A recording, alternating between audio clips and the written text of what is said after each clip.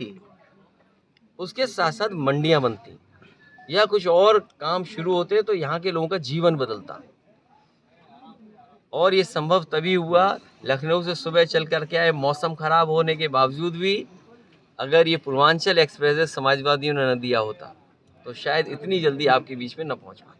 अखिलेश जी, जिस तरह से राहुल जिस तरह से राहुल गांधी यहाँ भारत जोड़ो नया यात्रा लेकर के आ रहे हैं, 11 दिन उनका यात्रा यूपी में रहने वाला है, तो क्या लगता है कि ये यात्रा सिर्फ कांग्रेस की यात्रा है या फिर इंडिया गठबंधन का ये यात्रा है? अभी तो ये कांग्रेस की ही यात्रा है और हमें उम्मीद है कि जितने भी विपक्ष के दल हैं, जिसमें बंगाल में मुख्यमंत्री जी आदरणीय ममता बनर्जी जी, बिहार और जितने भी देश के दल हैं जो कांग्रेस पार्टी के साथ गठबंधन करके लड़ना चाहते हैं, हमें उम्मीद है यात्रा से पहले उन्हीं सभी प्रदेशों की सीट का बंटवारा हो जाएगा, जिससे लड़ाई और मजबूती से लड़ी जा सके। सर, इस यात्रा में आप शामिल होंगे सर? राहुल गांधी की यात्रा में? मैंने आपके सवाल का जवाब दे दिया है। यात्रा हो अच्छी बात है, लेकिन सभी दल ये चाहते हैं यात्रा से पहले टिकट बंटवारा हो, सीट बंटवारा हो, और जब सीट बंटवारा हो जाएगा तो यात्रा में भी बहुत से लोग अपने आप सहयोग करने निकल पड़ेंगे, क्योंकि जो प्रत्याशी चुनाव लड़ने वाला होगा पूरी जिम्मेदारी से वहाँ खड़ा दिखाई देगा। लेकिन सर इस चुनाव में जिस तरह से इंडिया गठबंधन मायावती को भी जोड़ना चाहता है, तो क्या अगर मायावती इस गठबंधन में जुड़ती है तो ये इंडिया गठबंधन के लिए फायदा होगा या नहीं होगा? उसके बाद का भरोसा आप दिलाओगे। बात का भरोसा आप में से कौन दिलाएगा? अगर वो आती है तो क्या आप उसमें शामिल रहेंगे? आपसे मैंने कहा बाद का भरोसा कौन दिलाएगा? सर, आपकी विपक्षी आप पे हमलावर होते हुए कहते हैं ओम प्रकाश राजभर की दिन में गुलदस्ता थमाते हैं और रात को नतमस्तक होते हैं कि मुझे बचा लीजिए, क्या कहना चाहेंगे आप? शायद बलिया के लोग उन्हें बेहतर जानते हैं। सुब्रत पाठक जी सर अब क्योंकि जो शुरुआती सीढ़ी चढ़ते हुए आपने देखा है तो आप बेहतर हमसे जानते हैं। सर, अफजाल अंसारी के बेटी की शादी में जिस तरह से पूरा समाजवादी पार्टी का कुनबा वहां मौजूद था, तो ये राजनीतिक गलियारों में ये चर्चा है कि अफजाल अंसारी को गाजीपुर से समाजवादी पार्टी टिकट देगी, इस पर कितनी सच्चाई है सर? देखिए, सच्चाई और हकीकत में कोई फर्क नहीं, जो आप सोच रहे हो वही बात है। सर, गाजीपुर से लड़ेंगे अफजाल अंसारी?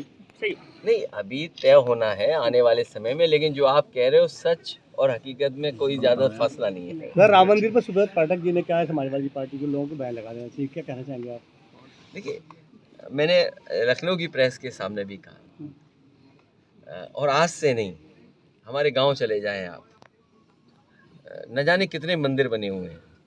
नेताजी हनुमान जी का खुद मंदिर बनवाए थे, भगवान श्री कृष्ण का भी बना है, और आपको जानकारी होगी कि भगवान श्री राम जब श्रीलंका की तरफ चले रावण को मारने के लिए, वध करने के लिए, तो भगवान शिव जी की पूजा करके निकले, वो भी मंदिर हमारे यहाँ है।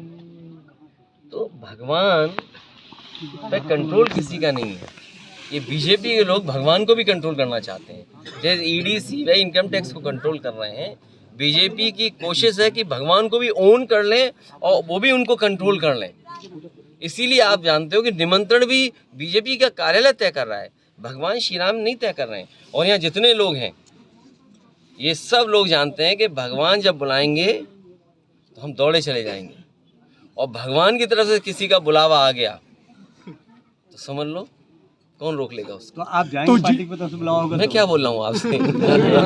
सर बिहार में नहीं, मैं ये चाहता हूँ, प्रभु से ही प्रार्थना करता हूँ भगवान जी कि आपका बुलावा जल्दी ना आए।